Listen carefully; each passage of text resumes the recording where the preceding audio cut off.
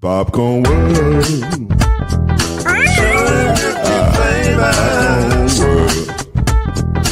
Popcorn World. Yeah.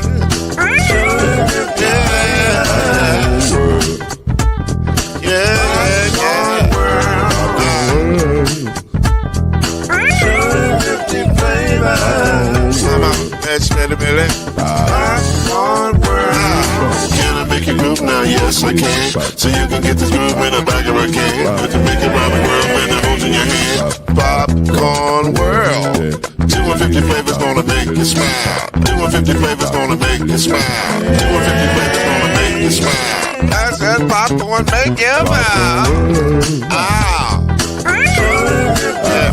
Popcorn World. Popcorn World. Popcorn World. It's a popcorn world. It's a popcorn world.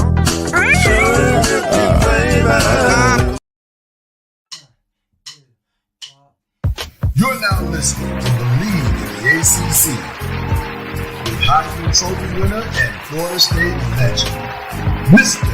Charlie Ward, Wave 3 TV, and Burn Creek Hall of Famer Kendrick Haskins, and Mr. Talking Noise himself, and of course Mama Noise's man, Lloyd Smith. And now, it's time for BLEAV in the ACC.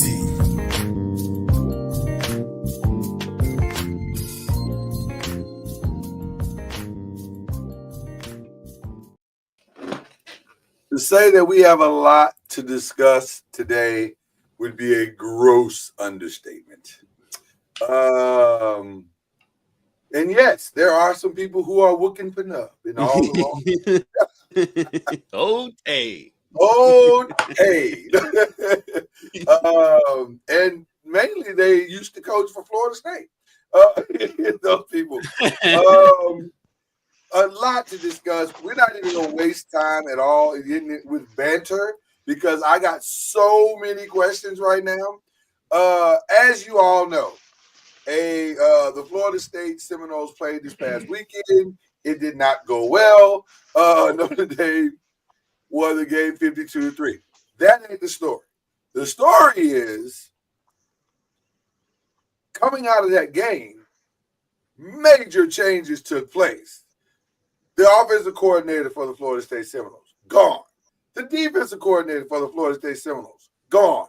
The wide receiver coach for the Florida State Seminoles, gone. And by the way, a highly controversial wide receiver coach, just ask Keon Coleman, all gone. We got questions. Who better to answer those questions than our very own Charlie Ward? Charlie, what happened? To your knowledge. They got let go. I mean, it's when you're in the midst of a 1-9 season. I mean, it felt like they needed changes, new blood, I guess, to the staff.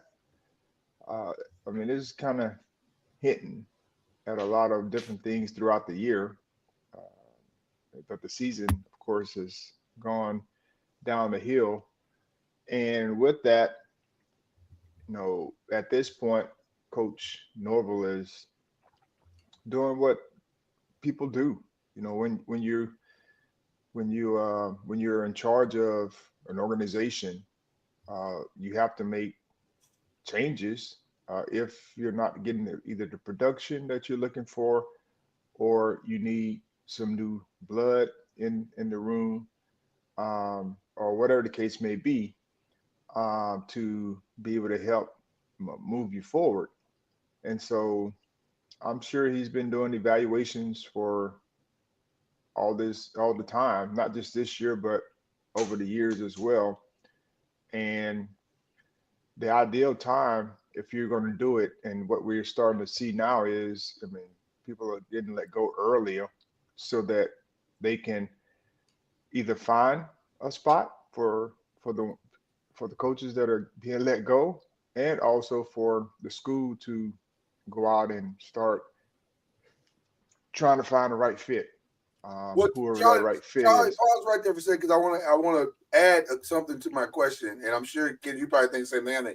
The timing is what got me as well. So is it exactly what you said? Is it just to give you time to start looking earlier, or was it to try to maybe salvage something from this year and kind of send a message to the team as well that, hey, there are going to be changes. We're trying to fix what ails us. What do you think was the most important thing, or was it a combination of it all? Well, I mean, it's a bye week this week, so it was a good week to, if you're going to make changes to the staff, I mean, this is probably the best week so that you can work out whatever you need to work out from an offense and defensive standpoint. You know, whatever that looks like. And then wide receiver coach position. Sure, they have quality control coaches that they can move up to work that part. But they're looking. I'm sure they're looking for new staff. But it's just unfortunate because we always think about production, but a lot of times we forget about. I mean, everyone has families, and Mm. definitely understand all of those factors, and it's part of the job, but it's still a factor, And Coach Atkins has a family. Coach Dugans has young kids, right, that they're having to navigate through, and Coach Fuller as well. And so I know they'll go on and find jobs elsewhere in the field if they desire. But it's still the fact that they're having to figure it out, which, like I said, is part of the job, but it's still tough. I mean, I've been in that situation where we've had to, we were traded in the middle of the year, and we had to figure it out. God worked it out to where we ended up not having to go to Phoenix, but we ended up in San Antonio, and we were in a 2-bedroom apartment in San Antonio for 6 months. And just blessed to be able to be there, but it's still, a challenge on the family.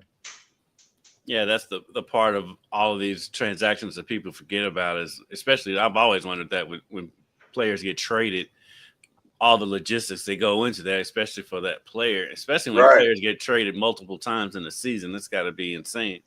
But I almost feel like bye weeks this late in the season are almost dedicated to if you're going to change your staff, because that's when they do it. It's when the bye week late in the season. It's because they want to get a jump on hiring.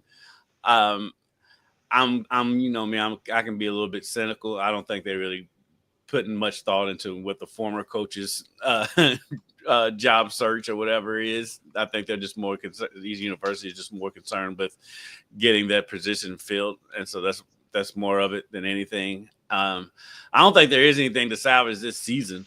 It's just all about with the transfer portal. I think it's all about trying to keep the kids that are the talented kids there and not have them leave hit the transfer portal. Yeah, I mean that's part of the deal. Regardless if you win or lose, your best players or better players, leaving for the transfer portal. But I will say there is something to salvage for this year, which is winning 2 games, and one of those games being against another rival, Florida, who is struggling. And when you talk about salvaging the season, it's not going to salvage whether you go to a bowl game or not, but it will give you some momentum heading into the off season. Little, I mean, not a lot, but a little momentum because you've lost like 6 in a row, whatever the number is, and you at least get a chance to win 2 in a row to finish the year. And so I would just say from that standpoint, now we're not talking about going to no bowl, getting over 500. I mean, that's out of the window.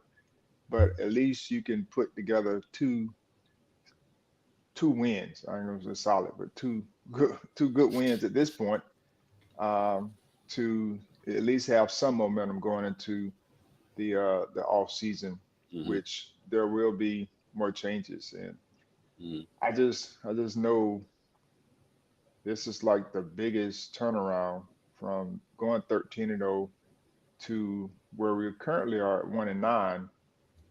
And I keep seeing all these different things hitting the wire about Deion Sanders and all these other different coaches. I know people doing their jobs. I totally get it. But Coach Norvell was 13-0 last year. And for him to go 1-9 or whatever it is, that just has to say something about the state of the program, which means there's a lot of young players that they had to play and they had to grow up and develop through this season, and it hadn't gone according to plan. With some of the transfers that they brought in to be able to help some of that gap that was missing. So it's been a season that they've had to own and continue to work to get better. So I just say, just like all the time, if things aren't going well in your life, just keep moving and keep living, and keep doing the right things to try to make sure that you're getting the desired results that you want through the process. I want to go back for just a quick second because you kind of back to the firings, if just for a second. When people are fired in this way, that feels like there's more conversation than just in Mike Norvell's office. Is this a Mike Norvell, AD, everybody's like, we all sit down and let's figure out what's the best thing to do for the program type of conversation? Or is this solely a Mike Norvell to the best of your knowledge? Well, I mean, every head coach and athletic director, they have their own come to Jesus type meetings. Yeah. In the sense of just trying to figure it out. And from what I understand, they're on the same page. Okay. As far as the plan of action, because, I mean, the AD has to be on board with what you feel like is best. And so what they have going on now is part of the plan. I mean, I didn't know this was coming, but it actually, happened. So it's just something that, like I said, they all meet. I mean, that's part of the routine, but it's definitely a meeting that's different when you're 1-9, and the AD wants to hear the coach's plan moving forward. And it's hard because Coach Norvell, I think this is his 4th or 5th year. Yeah. Yeah. And so he just got an extension. So I was just looking at something that popped up online, and they were talking about from 2016 or 2013 to 2020 or somewhere 2021, that the NCAA or colleges were paying like $513 million in dead money. Yeah. To coaches that they let go. Yeah. And I'm sitting there thinking, like, man, I understand the business and all of that, but if they're able to do that, then that means they're making quite a bit, or they're going in debt, one of the two. Yeah. And donors, like, the big time donors pay a lot of those buyouts. And so, like, Louisville's in that same boat.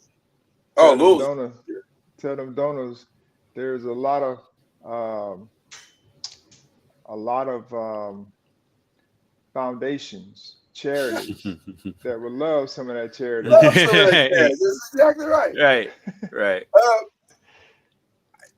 Boy, this is fascinating to me.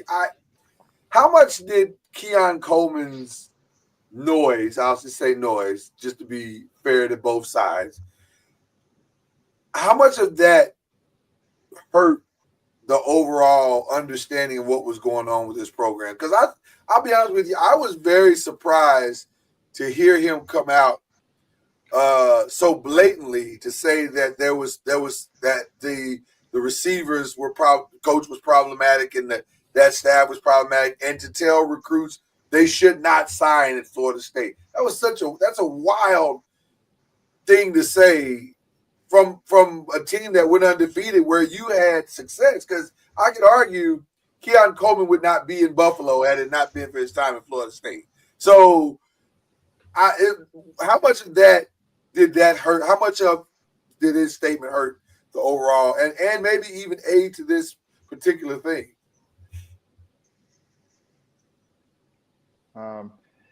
Well, I've heard quite a few people come out and talk about the positive things that they were able to glean from Florida State and the staff. And for one person to have a loud voice, regardless of who it is their voice. I mean, that's their opinion. And I think when it's all said and done, one out of the, let's just say 50, he just happens to be an NFL player, went in the first round. We're grateful because,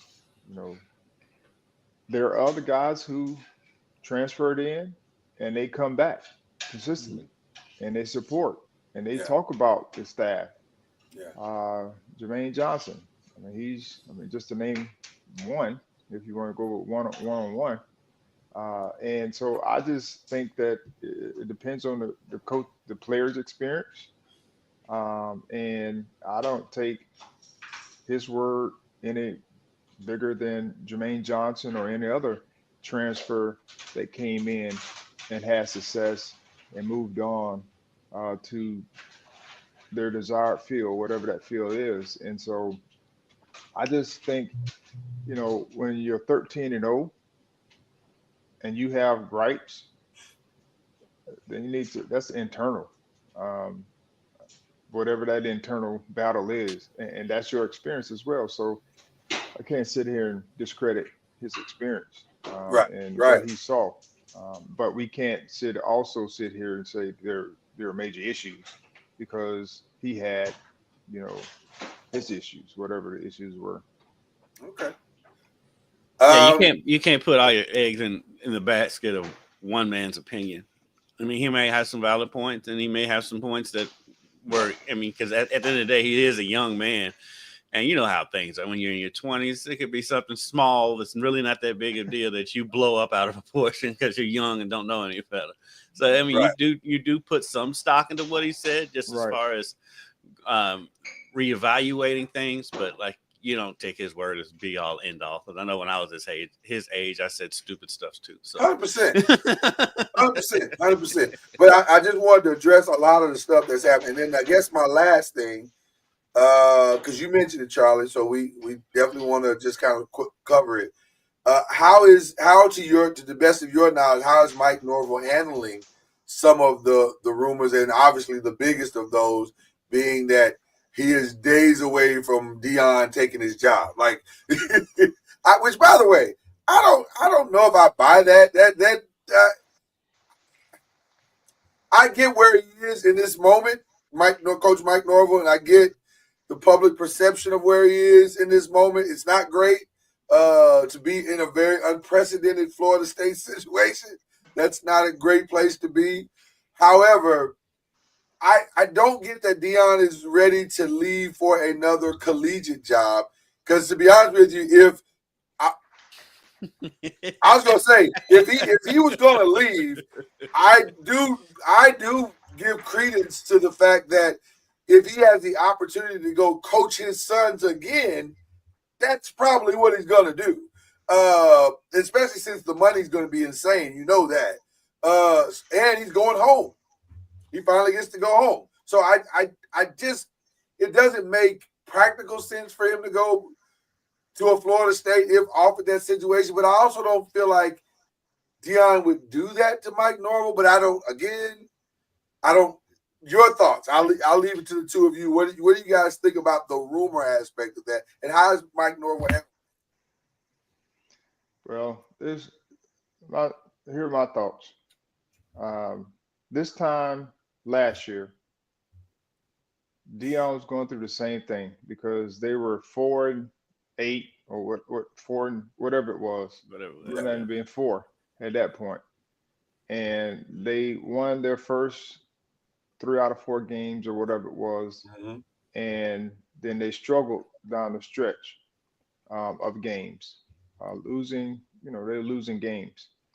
And this year, when Colorado came in, they were talking about this, prime time on the hot seat, Coach Prime on the hot seat in a sense. And if he didn't win this year, then they would be getting rid of, he'll be moving on. And it's a whole bunch. It's just the narrative just changed all of a sudden. Now that they're 7-2 or whatever they are, and now he's a hot coach because Shador, Travis, all those guys getting ready to leave. And I just think Deion has said, and I have to take him at his word. He said that he's not a pro coach because he don't like trying to coach grown men. He would rather coach young men that he can make an impact on and give them opportunities. And just here with I think it's Joe Platt. He had an interview where he was saying, he's not a follower. He's always been a leader, and he's definitely not following his kids. His job is to be able to, develop them, prepare them for the next level, and allow them to go on and move on. And so I think the kids have been following him. It's like been a package deal. But I think for this season or next season, when Shador and Shiloh and Travis, those guys leave, I think he's still going to be at Colorado. But Coach Norvell, I mean, he's built the program back to where we're competitive for the past couple of years. I know his first couple of years were rough, like this year, but he did continue to build up to a 13-0 season just last season. And so I hear the rumors, I hear all the different things, but when it's all said and done, I think it's good for clickbait.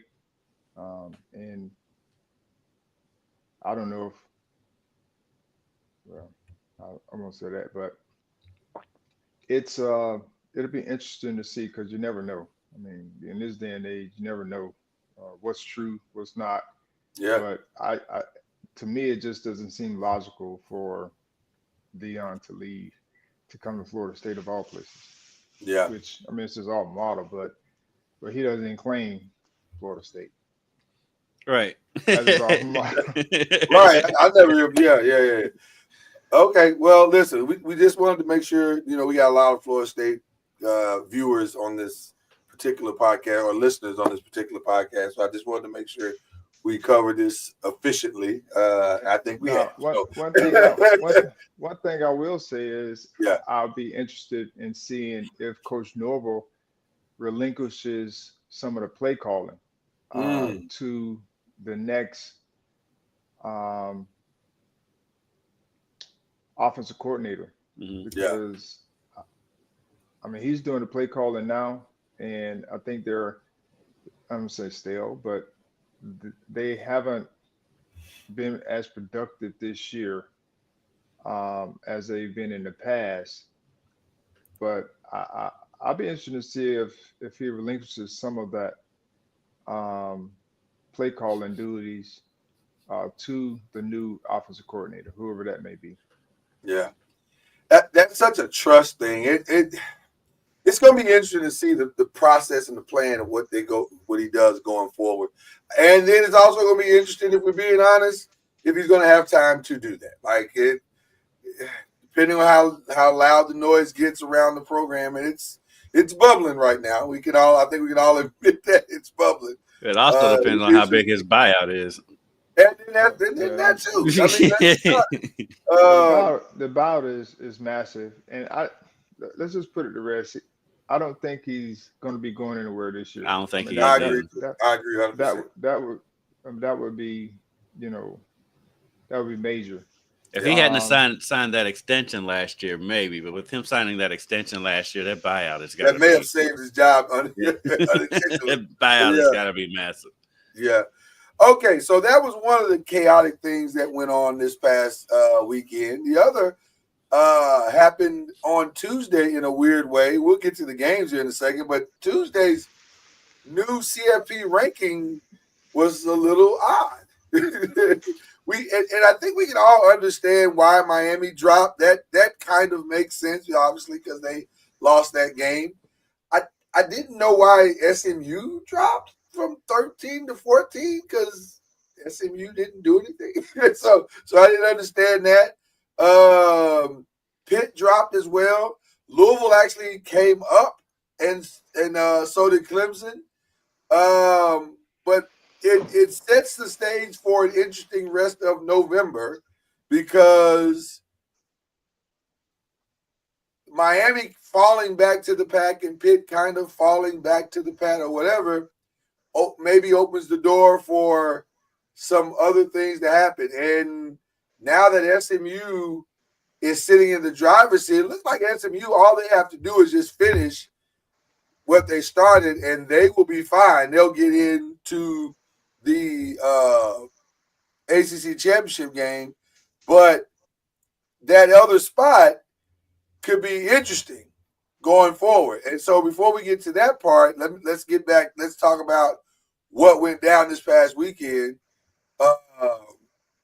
Starting with Friday's game, California and Wake gave us a classic, which we didn't even expect to have from California and Wake. But California has finally made it into the ranks of the ACC teams. They got their first win against Wake Forest this weekend. You guys get a chance to see this one? Yes, I got an opportunity to see a little bit of it. But it was very, very good game. Yeah. I'm glad Cal won because I picked him. That sounded personal, Charlie. Nonetheless, it was a good game. Well, the biggest thing I think that was interesting about this one, Charlie, is that Cal was finally able to close out a game, which they have not really done well all season long. Now, they put a lot on the back of Fernando Mendoza this weekend. He was 40 of 56 for 385 yards. 60 passes he was throwing. So that dude was throwing. He had like 40-something attempts at halftime. Yeah, it was crazy. It was. He had a crazy day. And not just on the passing, but I think he led them in rushing. He had 51 yards rushing. So he had a long day, and they finally got the win that they've been seeking out all season long. But boy, what a battle it was. Wake Forest was giving them fits for a long time in that game. Hey, California came across the country and won. The offense traveled. It finally traveled and sustained. So there you go. They are such a weird, hard team to evaluate. yeah, because that was a strange game, but it was a fun game to watch though. Mm-hmm. It was a really fun game to watch. Saturday though was a wild day, and maybe no game wilder than Georgia Tech and Miami. They're just a different team when Haynes King is playing. They just are. And this was interesting to me as well because they decided to go with a 2-quarterback system this time. And it worked. Normally that doesn't work as well, but They brought Haynes in basically for the running, and Aaron Philo in for whatever Passing? version of For the passing that passing. was. Yeah. And he was only 50%. It wasn't like he tore up the world, but they did just enough to win that game against Miami, which was at the time ranked 4th in the nation. Cam Ward tried to Cam Ward it for him. He tried, but just didn't have enough to get to the finish line. Shout out to Georgia Tech's defense. They played outstanding. I mean, they really, after Miami jumped out to that lead 10-7, they held the line through the rest of that game and just did just enough to win that game and to keep Cam Ward just a little bit off, from his normal Cam Ward type plays. So I heard somebody say he's for sure out of the Heisman race. I don't know if I agree with that. No. Because it's still time. It's not like there's not other games. A month left in the season. Right. Yeah, There's what were his numbers like? Well, his numbers were 348, 3 touchdowns, no interceptions. So I mean, it's not like he had a horrible day. It just wasn't. He just didn't have his usual heroics. And then it also comes down to, I think, how you measure Georgia Tech. Now, we in the ACC say, hey, listen, with Haynes King, they can beat anybody. Without him, it's a totally different team. And they've got Miami's number. I mean, it's 2 years in a row. And so it's hyperbolic to say he's out of the Heisman race. Yeah. I mean, that's wild. We live in a wild media society, though. But again, I mean, we were expecting when he got the football. Did y'all expect the results to be the results? No, I expected him to win. No, I fully expected him to win that game. Exactly. So to me, that just goes to show you, the expectation. And when you don't get the results you desire, it's not like a huge thing when it comes to an individual award anyway. But he still has time, just like all these other players have time to either increase or decrease their chances of getting to New York. But again, if I had to poll them, I'm sure they would be excited about getting to New York, but they would probably be more excited about getting into the playoffs, winning an ACC championship or the conference championship. And then if they can win the Heisman, that'd be great. But I think they're more interested in trying to figure out how they can get in this playoff so they can give a team a chance to be successful. So that's the reason why they want to play well also. Yeah. Another game that surprised us this weekend, Syracuse and Boston College. First of all, I think Syracuse is finally getting over that we can't travel with our team thing. That Kyle McCord travels and travels well. He just came up a little short this weekend. It was an interesting game because didn't Thomas Castellanos got knocked out this week? Am I correct about that? He got benched. Was it benched? Okay. So I was in and out on this game, so I didn't know if he got knocked out or he got benched. He got benched, is what you're telling me. Yeah, now he's entering the transfer portal. It was that effective. Like he just wow. He left the team, and they said he was just leaving the team. They didn't say he was leaving for good, but then it came out later that he's heading the transfer portal. So there you go. Wow. So Grayson James will start the rest of the season, it appears. Apparently, yes. That's somebody else. Wow. Well, that's what our coach O'Brien came out and said, that he was going to be starting. Wow. So maybe that's another reason why he hit the transfer portal. Your thoughts? There's a lot more to this story than we know. I can guarantee. I was going to say, so just on the limited information that we have now, your thoughts on that unfolding. But you think that's odd in a win, but that's the reality of college football in 2024. But you think about Bill O'Brien. Yeah. I mean, who he has been when it comes to the quarterback position. Who is coached. he's never coached a player like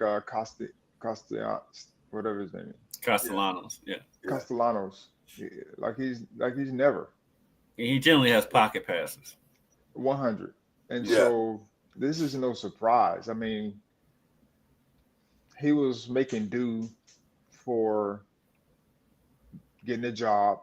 I don't know if he got the job late, but getting the job and going with what I think it was the right thing to do, especially at the quarterback position, because you don't want to come in and just move people out of the way. But if you have some grace period first year, you go and see what you have, and Castellanos won a few games for him, or helped him win a few games. Mhm. And so I just think, at this point during the season, they're still, I think it may be close to bowl eligibility. They are. Mhm. And so it just gives them a chance to kind of move forward with the quarterback that he probably brought in or he likes, to see what he needs to do moving forward. So to me, I think this is more so about Bill O'Brien, his style, than anything else. Well, There may be let me some other just say, stuff. There may be some other stuff. I don't know, but no. I just I think know you're. the style definitely plays a part in that. Mhm. Well, I think you're spot on, Charlie, because stylistically they changed up. Well, not changed up, but they expanded what I think Bill O'Brien really wants to do. I mean, they rushed for 321 yards, and two guys rushed for over 100. Kai Robichaux, I think is his name, 198 yards rushing, 2 touchdowns. Jordan McDonald, 133 yards rushing, 1 touchdown. They changed up. They took the ball really essentially out of the quarterback's hands, and that may be more indicative of what Syracuse was not able to do, which was clearly stop the run, than it was anything else. It may have just been game plan, but still, that may be what Bill O'Brien wants to do. Is that's ground and pound, control the clock, that kind of thing. So they outlasted Syracuse. They got the win. Lost the starting quarterback in the process, but they got the win. So I would definitely like to, Kendrick, I'd definitely like to know more about Castellanos' future plans, if you will. Yeah, because you don't go from being the starting and being a really good starting quarterback to getting benched in one game and leaving. Yeah, that's a wild day. Yeah, that's a wild day. Some layers to that. Speaking of another wild day, Clemson got the win against Virginia Tech in a game that actually started out in the first half being a really tight game. Virginia Tech, especially from a defensive perspective, they showed up in that first half. They pretty much shut Clemson out. They no scores in the first half, but the second half kind of got away from them, especially in that third quarter where Clemson was able to score twice, and then and just kind of held on and kind of hunkered down. K. Clemson didn't have the greatest day, 211 yards for 16 of 34 passing. But Phil Maffa had a really strong day. He was 128. Yeah, he's actually starting to run stronger as the end of the season is coming. So which is typical. He played well in the Louisville game. Yeah. Which is typical of a long season. Usually that if you have a solid running back, as the season starts to wear down and bodies start to get tired and worn down, that running back's numbers should start to trend up. And Phil Moffitt is definitely doing that. I hate to say this, and I hate to dump on the kid because I don't want to do that, but it does feel like Kyron Jones, is starting to kind of not find his lane. 9 of 20, he had a long day of not maybe the greatest contributions to that team. So Clemson does have a good defense. I mean, they ran into a buzzsaw against Louisville last week, but 2 weeks ago. But listen, to your point about Clemson's defense, but the most telling stat of this game is by Shul Tootin, 0 yards. Now I don't know why they didn't go to him. He only had 4 touches, but 0 yards. Did he get hurt? Sound like he got hurt. It feels like he got hurt. I would have to believe he had to get hurt. Got hurt. He had to get hurt. Right, and if that was the case, then that would explain why, maybe why the score ended up being the way it was, because he has been their offense for most of the season. So, yeah. Duke and North Carolina State. This was the box of chocolates game that you never know what you're going to get. Kendrick, this game saves you for the weekend, by the way. It gave you enough. It doubled your win total because on the guess. And by the way, this was definitely the most 50-50 game of the weekend. You're not kidding. Huh? So you're not kidding. Man, but Duke pulled it out somehow. Duke is, listen, while I'm saying Duke pulled it out somehow, let me be clear. Duke is 7-3. Right. So you got to give Mario Cristobal the credit he deserves. They're 7-3. No, that's Manny Diaz. I mean, Manny, Diaz. You know what? I get them both. I hate to be stereotypical, but I see them both and they look the same to me. They don't look the same. They don't look the same. They do to me. They just both have Miami ties. Yes. Maybe that's what it is. Maybe it's the Miami thing. Fred Stanford over there.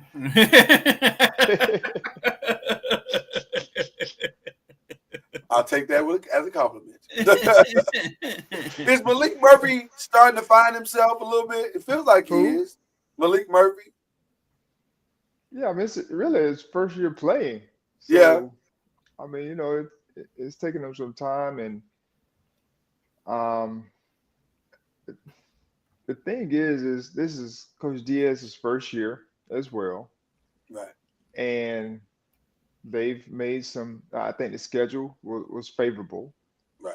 in a lot of ways to be able to Yeah. help them. Which is cool. Sometimes you need that to help build your program. Mhm. And so they've taken advantage of it. As we've seen, you still have to go out and play, regardless of who's on the schedule. Right. You still have to go out and play. You still have to go out and win. So they've done that. And so is this long-term sustainable type of season, moving forward? I mean, we don't know, but it's a good start to, first year. And I think Malik Murphy addition was big for them because it gave them a quarterback that they felt gave him a chance to win, and he's done that. And I think he's just seeing the ups and downs of a first-year quarterback. He's had a good year. He's a very solid year. I was gonna say, but I think we're seeing a lot of up lately. Like he's starting to really find himself. 245 and 2 touchdowns is a pretty good day. Mississippi State, you never know what you're going to get to. With them, you never know what you're going to get. They had the most up and down year, second only to Virginia. Nobody saw this coming, I don't think. I think we all had Pitt, especially with this game being at Pitt. You're like, no way, Virginia's winning this game. Virginia's like, hold up here. We got this one. I want to give a shout out to Virginia's defense, to be honest with you. I thought from a defense perspective, they came out and played fantastic because they really gave Holston fits,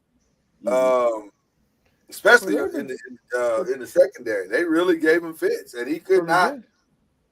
Go ahead, John. But Virginia's been playing solid defense for the majority of the year. They have. They absolutely have. Because at one point, that was what was keeping them in games and helping them, stay close to be able to win those games. So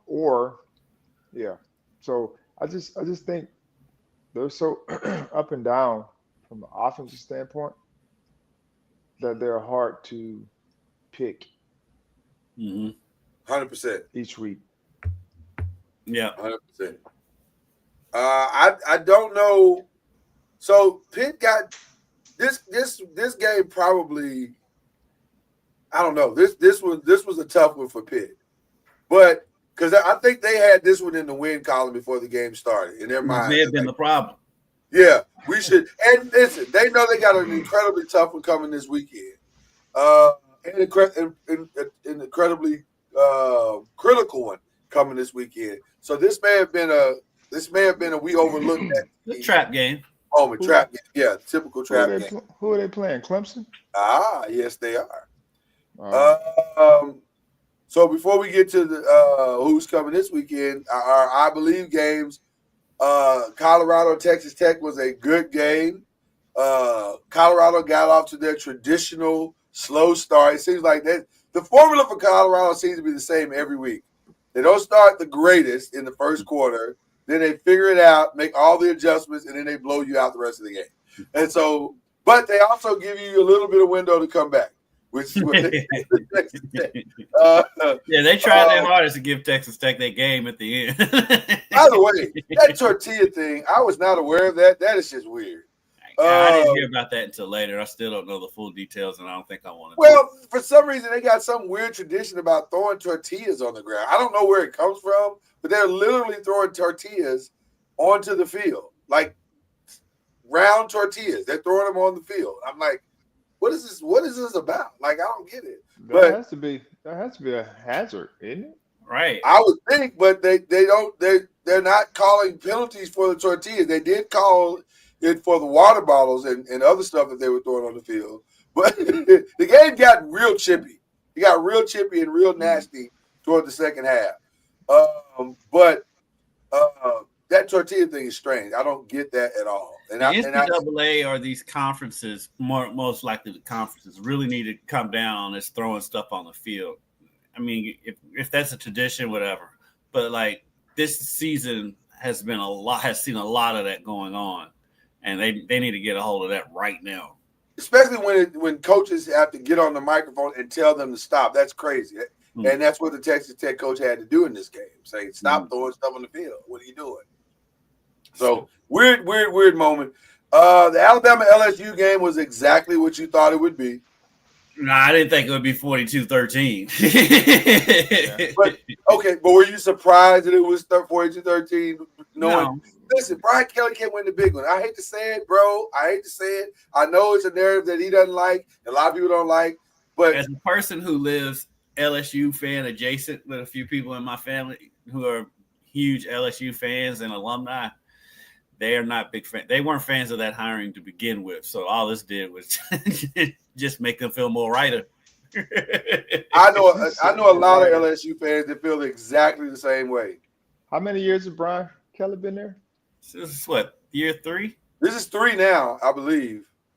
So if they say they get so upset that they let him go, then they gotta get a whole new staff again. Yeah, that's the SEC. They do that. That's kind of what they do. There's a reason why Mark Stoops is the longest tenured coach in the SEC right now. There is a reason. That is 100%. And then the other game this one was a little bit of a shocker score wise to me, because I thought Ole Miss could win it. I didn't think they would. They dominated it though. They really did. But let's just take I don't say a deep dive, but let's take a look at Georgia. I knew you would. I knew you'd want to, Charlie. Let's do that. Let's do that, brother. So Georgia is a good team. They're not what they used to be, and it's all predicated on their offense. The offensive production this year hasn't been as elite as they needed to be. And I'm gonna pause you for a reason, because you are the perfect person to ask this question. Has Carson Beck regressed? He has, and he doesn't look like he's comfortable or confident in what he's doing.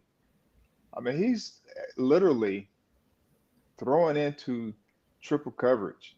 Yeah. Like, that's not stuff that you normally see from an experienced quarterback with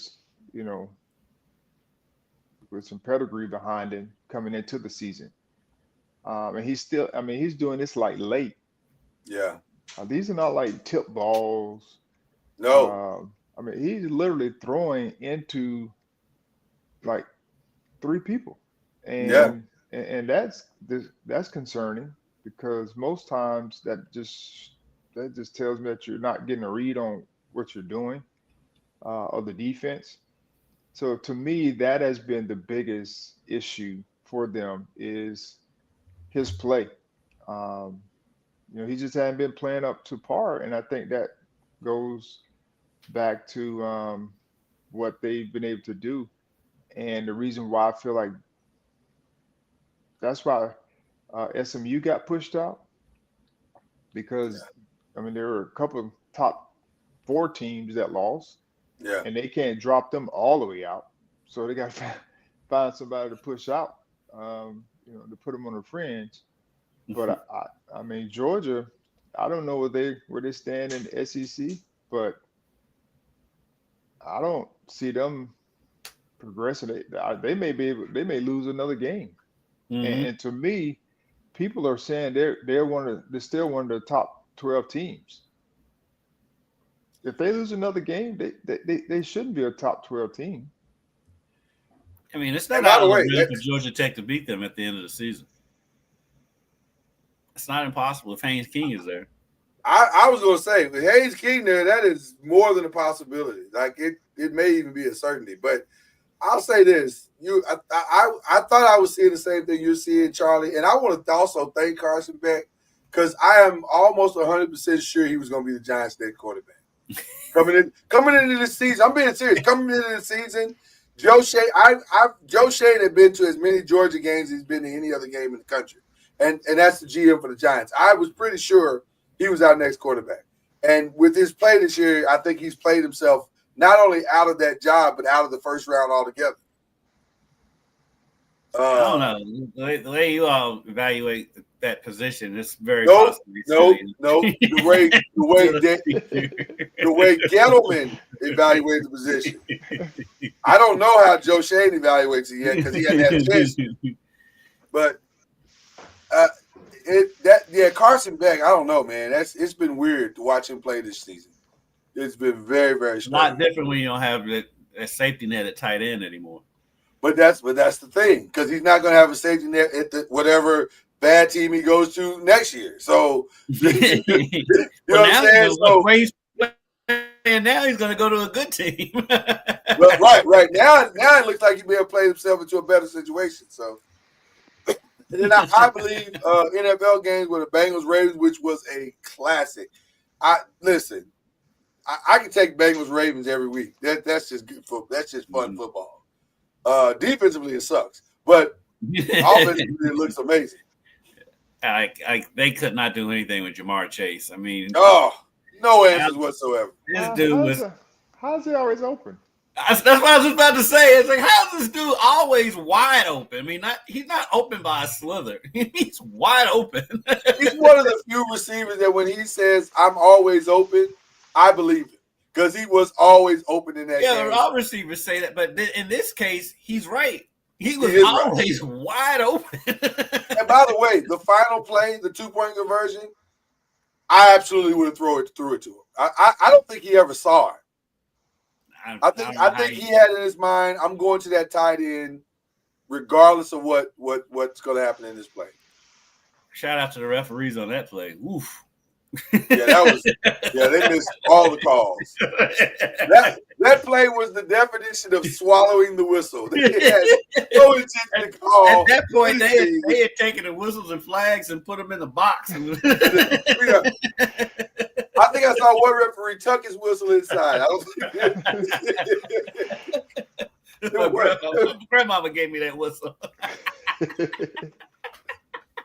That was ugly. Another great game. The Steelers and Commanders was a great game. Mm-hmm. The demise of Russell Wilson has been greatly exaggerated, it seems. Now, we'll find out a lot this weekend. Although the Ravens secondary is not the greatest testing ground. But can they beat the Ravens? Can they outscore the Ravens is the real question. Is Hamilton going to be back for the Ravens? I'm hearing maybe not. It's going to be a high-scoring game. Right. So this could be a high-scoring game for sure.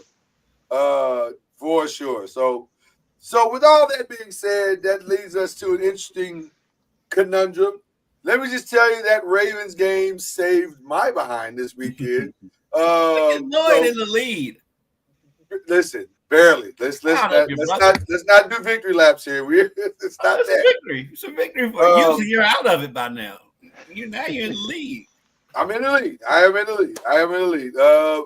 Barely. So, as we go into this week's game, no Friday games.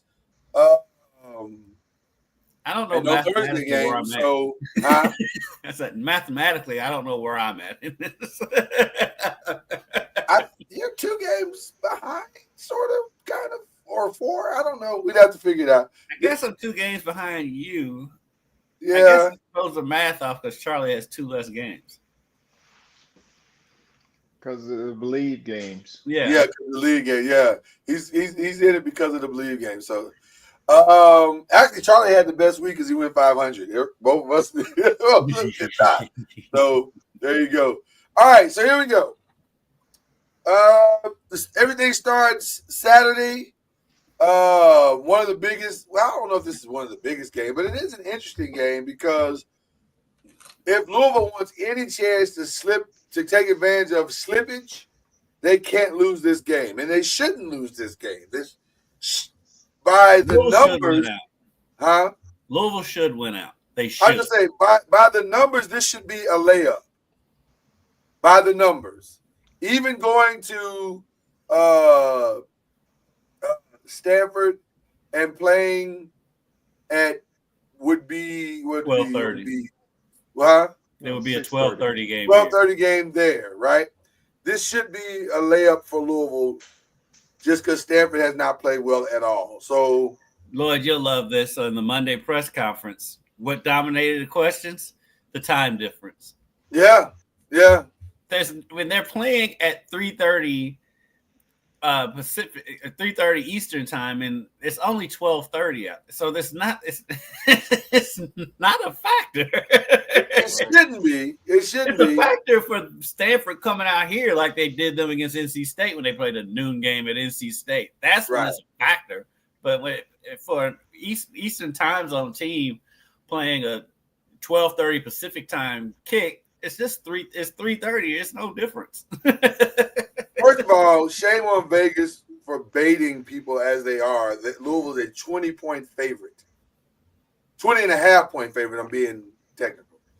But they may not be wrong, though. I was going to say, look at the way Louisville scores. I mean, I was going to say, but they may not be wrong. I wouldn't touch it, but I mean, I can see. Right, it feels like they're baiting people on that one, but we'll see. I'm assuming we're all going Louisville. If everybody wants to change that, they can, but I'm assuming that. That's a sweep. Okay, all right. Then we shall move forward. Now, this is the one that I think everybody's going to be paying very close attention to because you can make a case that Clemson has not played great football the last 2 weeks.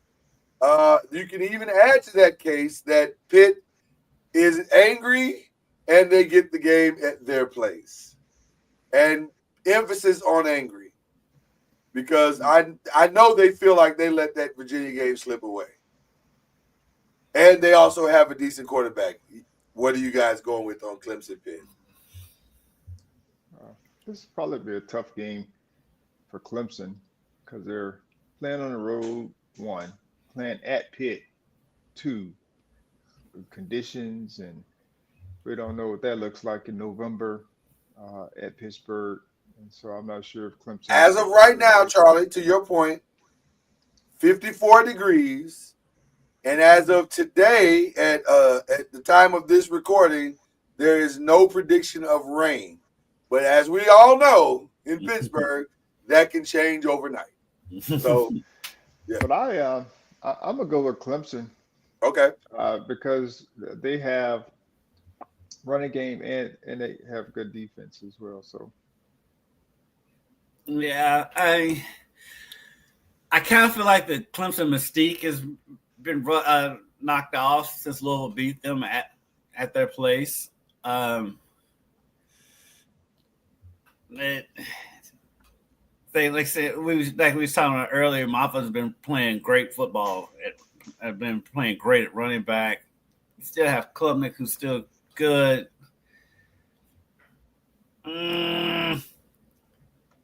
You know what? I'm gonna go out on a limb. I'm gonna say Pitt wins this game. I think Pitt lost last week because they were looking forward to this game. They still have a path to the ACC championship. I mean, pretty much both of these teams' ACC championship aspirations are on the line in this game, and so I'll go with Pitt mainly because they're at home too, even though they lost at home last week. But I'm going with Pitt. Well, let me say this. The ACC would be thrown into an interesting, chaotic mess, and all the pressure would be on Miami if Pitt wins this game. Because Pitt would have the tiebreaker against Clemson. Louisville would have the tiebreaker against Clemson, which comes down to Louisville and Pitt, and that's just that will come down to record. Next week. And they play next week. So it gets really interesting, and I think this is where we're headed. I honestly think this is where we're headed. I think this is a terrible time for Clemson to have to play this game and to not be clicking on all cylinders at this moment. I think Pitt is in good position. So give me Pitt. Yeah, I'm gonna borrow one from Charlie Ward. Give me Pitt at home. All right. Syracuse and Cal. Syracuse coming off a rough loss. California getting their first win. What say you, gentlemen? What's going on with the times? It's a noon kick. I guess they're trying to. Yeah, I guess they're just trying to.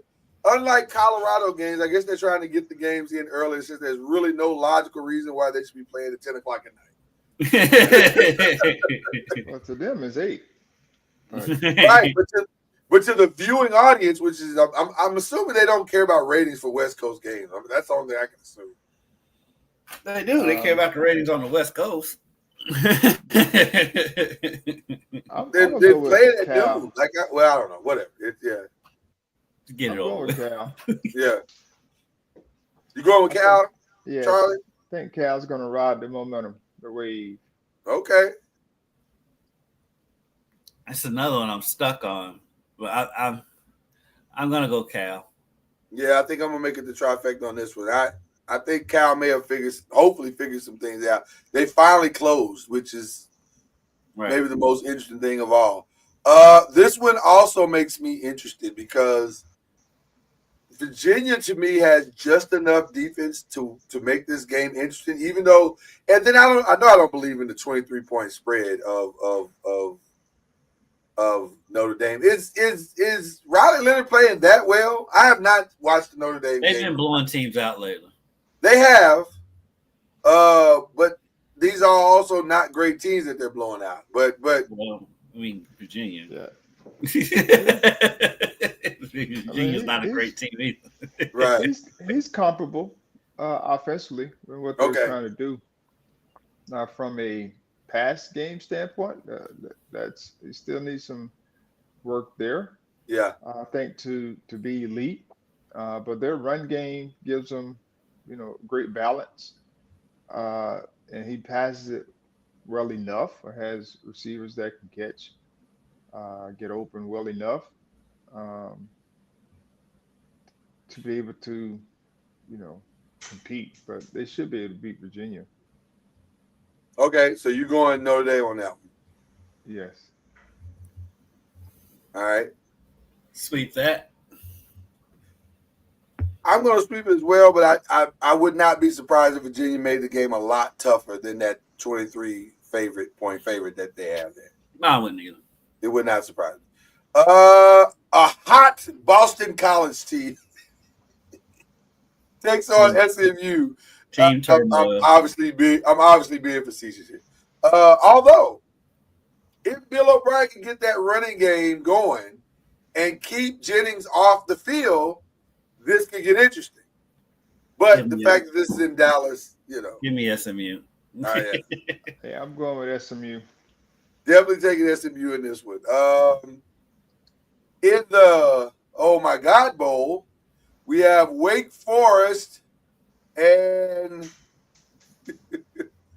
North Carolina. This is Once again, this is the most pick'em game possibly have. I don't know what to tell you. It's a night game. I don't know what to say. I honestly don't know what to tell you on this. I'm gonna go with North Carolina. They've been playing solid football in the last few weeks. Does Mac Brown stay as a result of his newfound wins? I think he's going to retire. I'm not sure about that. Yeah. But I do know they've been playing much better defensively. And then offensively, I think Criswell gives them a chance to win. I think he's been playing well to kind of help stabilize that part. And then the Hampton, RJ Hampton, has been terrorizing folks on the ground. So I think they'll win this game. Wake Forest, they have good offense, but their defense is okay. Yeah. I'll go with Carolina just because they're at home and that's it. And I'm going to go Carolina solely because this one will put them in a bowl game, and that being at home motivation is probably all they need to figure out a way to beat Wake Forest. I don't anticipate that they're 12 points better, as the line says, but I do think they got enough to outlast Wake Forest. So there you go. All right, I believe games this week.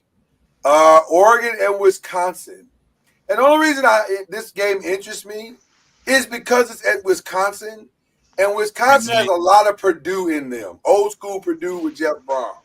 Like, every year they find one game where they say, we can beat them. And they're not supposed to win that game. Listen, tonight, the bounce house is going to be jumping. It's going to be a tough game. Shout out to my boy Vinny Anthony returning kicks for Wisconsin.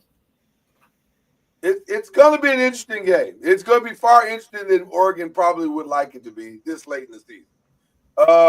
So there you go. Tennessee, Georgia. Hold on before you go. Oh, you want to go back, Charlie?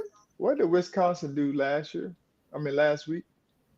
Let me find that out for you while you guys talk amongst yourselves, and I will find that out for you, Charlie. Shout out to that guy, Vinny Anthony, Louisville Mail product.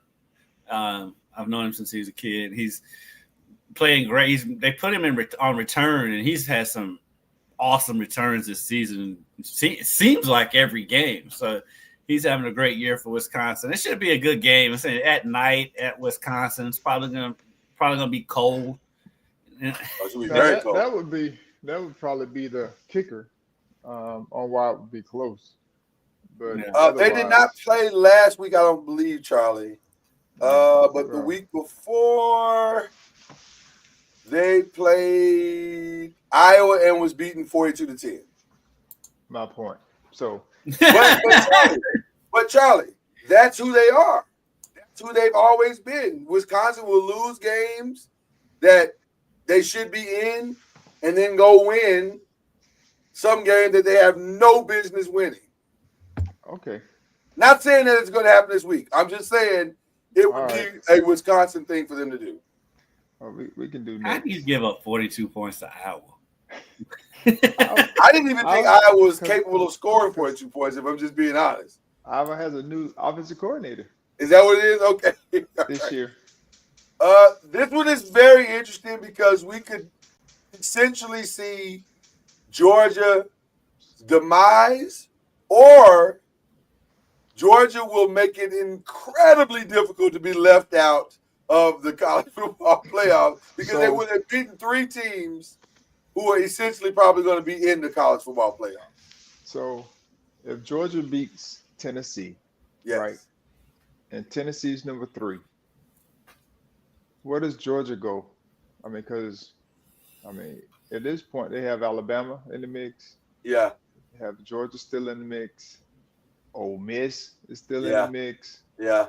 Who am I leaving out? Texas.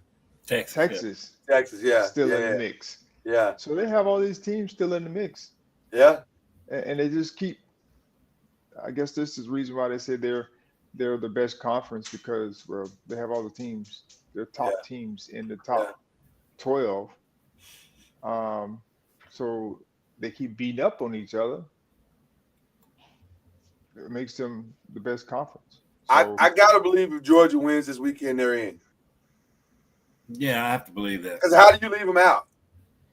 what if they lose in the SEC championship with 3 I losses? don't even think they're going to get to the SEC I don't think they're championship. gonna get. Yeah. I don't think they're gonna get there. Do they have a path to that in tiebreakers?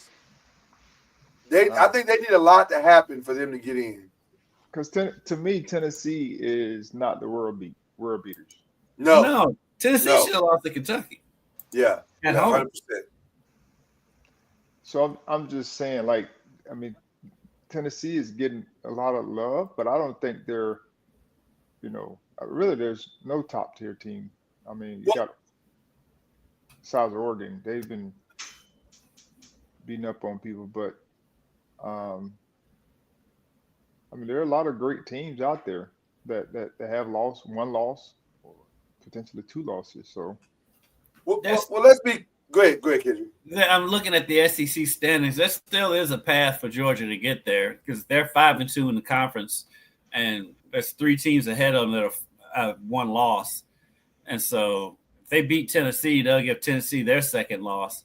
So now they're behind Texas and Texas A&M, who each have 1 loss each. So there's still a path, albeit a difficult path with 2 games left, but there's a path. Well, I want to be very candid when I say this, just based on the eye test. I'm not sure I can take any ranking system seriously that has Penn State at number 4. With all due respect to Penn State, they haven't, from an eye test perspective, I just don't believe they're the 4th best team in the nation. I just don't. But that's where we are, and the Big Ten and the SEC are being gifted these positions by the College Football Ranking Committee to say they're the best or whatever. And I just don't think that they are. When you look at them play, they don't look like what their rankings say they are. Lord, I know, Charlie. who runs the CFP? I know, Charlie. I know. Yeah, I mean, there's no way in actuality, in real life, that Penn State should be ranked ahead of an undefeated Indiana and a BYU, especially Indiana, when they've got common opponents, and Indiana just blasted them and Penn State barely won. Yeah. Looking at it real quick. So their common opponents, I think Michigan State's one of them. Yeah. And then even with Indiana and Ohio State struggled to beat Nebraska, and Indiana beat them 56-7. I feel like they're not even looking at the games. Like they're just saying, yeah. They're not. There's no way you're looking at the games and saying that team is better than that team. There's no way. But I agree with you about Tennessee. I don't think Tennessee is the 3rd best team in the nation. That's crazy to me, but whatever. And I don't trust Tennessee in a big game anyway. Yeah. If Tennessee was in any other conference besides SEC, they would be probably 8th, 9th, 10th, 11th, 12th, 13th. Yeah, no, 100%. With their record. And then the other I believe games this week, we got the Commanders and Eagles, which goes down tonight. Should be a great game. We actually added all the great games this weekend. Commanders, Eagles, Ravens, Steelers, and Chiefs, Bills. All great games. All basically pick'ems. Like, I don't really know. The Chiefs should not be undefeated. I don't know how they keep doing it, but they are, man. They're the Chiefs. They're the Chiefs. They are the Chiefs, and they just somehow find a way. At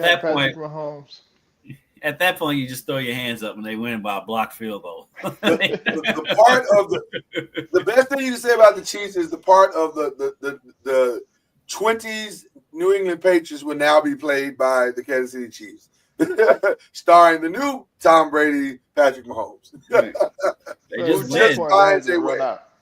I say at some point it's going to run out. I mean, they're doesn't it have to? They're at a point where they're just barely beating teams and having to find all kind of ways to do it, which is a sign of a good team. But you got to think in the NFL or like the NBA, at some point that runs out. But that goes to show you that Ran out from Miami in college.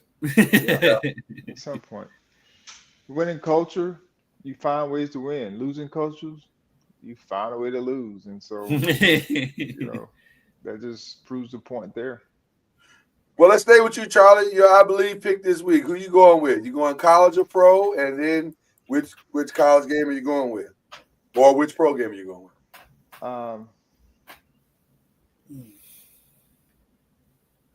I'm going to Bills. Okay. Oh, you going for the okay. Bills winning. Man, Josh Allen. No Keon Coleman, and thought to believe that there's no Dalton Kincaid either. Just want to give you that information before you pick. They have Josh Allen, though. They do have Josh Allen. They still have Josh Allen. 100%. 100%. And the Chiefs, they scored how many points last week? Oh, gosh. Was it 16? 16. I was going to say, yeah, it wasn't a lot. It was like 16 to 14. Yeah. If you go back and start looking at all their scores from this year, they haven't been putting up a lot of points. I mean, now the defense is saving the day. Yes, consistently, I should say. There's some outliers in there, but I just think going on the road playing, it's going to be cold, of course, in Buffalo. Yeah. It's always cold there, even in the summertime. Right. Even in the summertime. But I think Buffalo is going to knock them down. I don't know if I disagree with that. Winning horse. I just gotta. I'm with you, Charlie. I gotta believe at some point, it's all gotta balance out, right? It's gotta. Looking at the Chiefs' schedule, if it's not this weekend, they may not lose in the regular season if they don't lose this week. That's the other thing. I think the Chargers are the last team that might be able to get them. Well, the Broncos will get them again at home. So. Yeah. All right. So, Kendrick, you going college or pro? I'm going college. Okay. I'm sticking by my word that I don't trust Tennessee in big games. I was looking at that one too. I think that's a fair pick. I mean, Georgia and not just Georgia, but a desperate Georgia. They gotta have this one. They can't have any slippage. I think that game's at night too, isn't it? Yes, it is. I believe it is. I think this is going to be the week I take the layup, and I say that, and then I'm probably going to get my Oregon. I think I might have to take the layup because now I may have to take the layup. Although it may not be a layup. Again, I would not be surprised if I lose this game because I don't know. I kind of want to take Ravens Steelers because I have a feeling Ravens have something to prove, and Russell Wilson's moon ball is the perfect game to get your offensive secondary back on track. And then I think Tre'Davious White has something to prove. So, yeah, no Kyle Hamilton this weekend, but I can easily see Tre'Davious White having a big game against George Pickens. So, I don't know. I think I'm going to go. Pickens? I think so. George Pickens is off the chain. He is. He's amazing. But the way will we all agree that George has bailed Russell out the past 3 weeks? Like Russell's thrown some balls where you like that should have been intercepted. That stayed in the air far too long for it not to be intercepted. So I don't know. I don't know. Russ been throwing some dimes lately. Moon dimes though. Moon dimes. That's Russell Wilson. That's Russell Wilson. That's all his career. He's been throwing moon dimes. True. That's very true. He does have about 4 or 5 passes a game though that make you scratch your head. That make you scratch your head and go, wow. He's throwing it right at that linebacker. Right. Just like, what just happened? You know what? Give me the Ravens. I'm gonna stick to the Ravens. I probably should take the layup because the Oregon game, but I just got a sneaking suspicion that Oregon game is gonna go bad. But I just got a sneaking suspicion it's gonna go bad. So anyway, all right, gentlemen, who are we shouting out this week? Wow, Can I give shout one out. just as a collective show? And this is to the great Charlie Ward. First of all, if you're following Charlie Ward on Instagram, his Instagram has been on fire. From the Hope concert, who we are huge Hope fans. Shout out to Hope and her senior recital. Did I get that right? Yes, that's what I was getting ready to say, but yeah. Well, no, I'm not trying to steal your shout.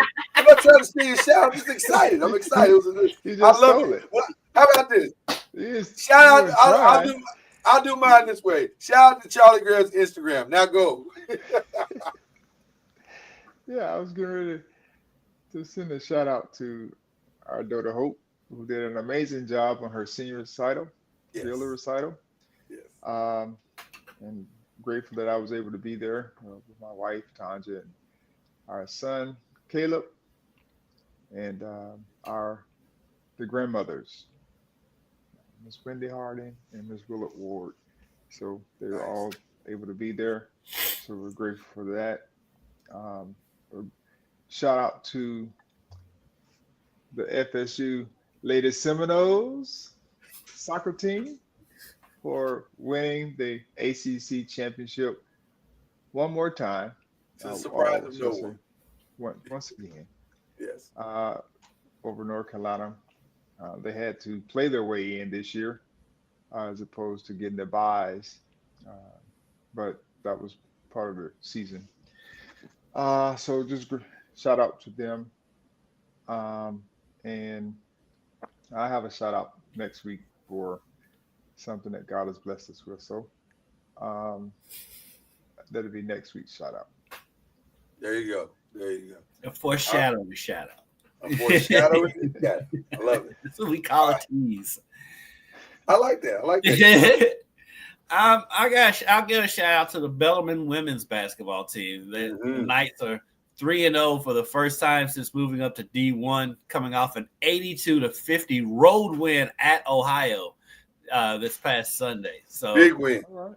big win for them. They hit the transfer portal, and I mean they've got a ton of new faces, and even more fun with them. Out of their 12 lady roster, like 6 of them are from the state of Kentucky, and most of them are right around Louisville. And so they know each other. I went over there and did a story on them yesterday. And Lloyd, you'll relate to this. But one of their transfer, she played high school at Mercy, and then 2 of their other players went to Sacred Heart. And so okay. that is a heated rivalry in girls' sports around here. So the trash talk between the 2 is pretty funny. And so shout out to them, Chancellor Dugan, and my girl Monique Reed used to play. She played at U of L, and she's also a fellow Fern Creek Tiger. She's on the coaching staff at Bellarmine. So shout out to them to a hot start to the season. Awesome. I want to give a shout out to the Cleveland Cavaliers. I don't know how they're doing this, but my God, they look amazing. It doesn't feel like it's not real. It feels very real. They are playing some incredible basketball right now, and shout out to U of L legend Donovan Mitchell, who is clearly taking the leadership of this team. I'm gonna be honest with you. When he re-signed with them, I was thinking, "What are you doing?" And now that they're playing like this, I'm like, "Oh, my bad. You knew what you were doing." They got a good, solid young core. I mean, solid core, phenomenal system. They're all bought in. Kenny Atkins is bringing them along. Mm-hmm. Extremely at the right been pace. a big difference. It looks real. It looks very, very. It looks and feels very, very real. It feels So like shout out Garland has finally gotten comfortable in the NBA. I feel like he wasn't really comfortable yet. His first couple. Darius Garland. And he's been playing great this year. Donovan's doing what Donovan does. I'm not surprised at anything that Donovan does either. But with Evan Mobley and Jared Allen in there too, I mean, they've got a really good young core. Yeah. I think Mobley's been the biggest to me. 100%. I haven't really seen him play, but I've just seen some highlights. But it looked like he's taking this game to another level, which is help elevate. 100%, Charlie. He is taking a gigantic leap. Like he actually looks like a totally different player. Like he's just smarter, more controlled in his movements and his decision making. They just look like a solid team. And I'm gonna be honest with you, I cannot wait. I think they play the Celtics in about 5 or 6 days. Cannot wait to see that game. I think the Celtics are not defensively. Yeah. Because like defensively with them with Jared Allen and Evan Mobley, I mean it's tough to get a basket around the hoop. So I'm just saying, I think very tough.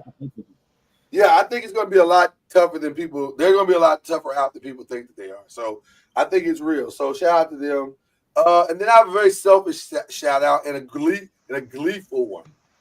Shout out to my head coach Brian Daboll, who finally made the decision that all Giants fans have been waiting for 6 years. It appears now, stranger things have happened, but it appears we have seen the last of Daniel Jones, and that makes me very happy. So why are you happy that the man got bent? because it's been awful.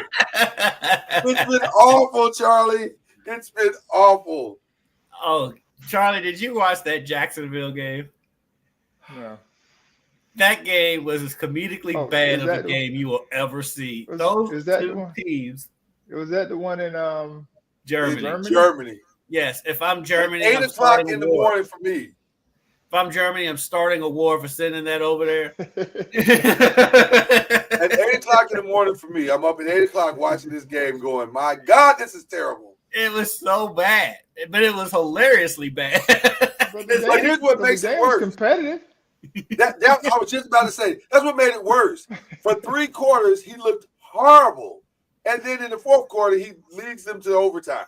Only to look horrible in the first drive of overtime. But that's Daniel Jones. That is Daniel Jones in a nutshell. But thankfully, this nightmare has finally come to an end. And that's the magic of the NFL. There's only like 5 good teams in the whole league. But all the games are good because all the teams are just as bad as the other team. So the games are competitive. Which makes it nice. Which makes for a nice Sunday afternoon. So, but again, shout out to my Giants for finally, I think, getting this right. Unless something happens and then they decide to do something stupid. But for now, it looks like it's over. So there you go. And then I want to give the last one to Victor Wembanyama. Oh, he's been on playing out his mind. Yeah. The Spurs have been playing much better. I mean, they scored a lot of points. But I mean, they're giving up a lot of points and they scoring a lot of points. Yeah, they can't defend anybody. But they look good on offense. So the NBA has been good so far this season in general. The games have been good in the NBA so far this season. You just worry about so many injuries early on. I mean, Zion's out again. Ja Morant's out again. I knew he was hurt. I didn't know he was. It didn't hit me how bad Ja was hurt until I saw him over on the sideline last night. I was like, yeah, he was like, he looked like it's, in senior citizens go on walks and those walking sticks they have. That's what Ja had. It feels like that injury is far worse than they're saying. Like it looks right. That looks like he's hobbling. That's not an injury. That's he's hurt. That looks like second half of the season. Like speaking of which, thoughts and prayers to Chet Holmgren, man. That's wild to break your hip. That is wild. Yeah. Like I can't imagine that. I wonder if we're gonna see that kid this season again. Like probably not. That's your hip. Like that's wild. Yeah. So feel so bad for that kid because he's been snake bitten since he left Gonzaga. Yeah. I mean, broke his foot guarding LeBron in a summer league game. We're like, what are we doing? He gets one good year last year, and then he gets hurt again in his 3rd year. So thoughts and prayers to him. He's actually he's close with Clem and Brent. Has my cousins up there, and so they know him pretty well. And so, Minnesota. Yeah. So thoughts and prayers to him so he can get healthy again. Feels like the entire NBA season is going to come down to who's healthy at the end. Oh yeah, that's kind of where we are right now. Like it's. A shout out to Steph the other night. Well, you know what? Shout out to Golden State too for really celebrating Clay the way that he deserved to be. But Steph is a savage. Yeah. They are playing well. They are playing well above expectations this season. They scored their last 10 points. Yeah. And in the only way that Steph Curry could, by the way, just inside, outside, savage threes, shimmies, dances, and shouts. Again, he amazing. He's getting better still. He's better every year. Every time LeBron moves, I have to bring up how old he is. But I mean, Steph's not that much younger than LeBron. He's a hair's age away. It's but he looks phenomenal. Like, goodness gracious. So anyway, just some great sports stuff going on. It's going to be a fun weekend. You don't want to miss it. Get in front of a TV and enjoy yourself this weekend. It should be great. We'll come back and do all this next week. And hopefully, I don't know. I don't know if I should be rooting for chaos or. Yeah, let's root for chaos. I like chaos. Of course, we love chaos. Yeah, we love chaos. There you go. All right. It's somebody else's life. Right. Right. We gotta be specific. Somebody else's life, not necessarily ours. Right. Very good point there, Charlie. All right. That's Kendrick Haskins. That's Charlie Ward and Lloyd Spence. This is Believe in the ACC. We'll see you next time. You've been listening to Believe in the ACC with Charlie Ward, Lloyd Spence, and Kendrick Haskins. Please like, follow, subscribe, and share from the Noisemakers page on Facebook and on YouTube. And you can also listen to us on Spotify, Apple Music, iTunes, and wherever podcasts can be heard. And join us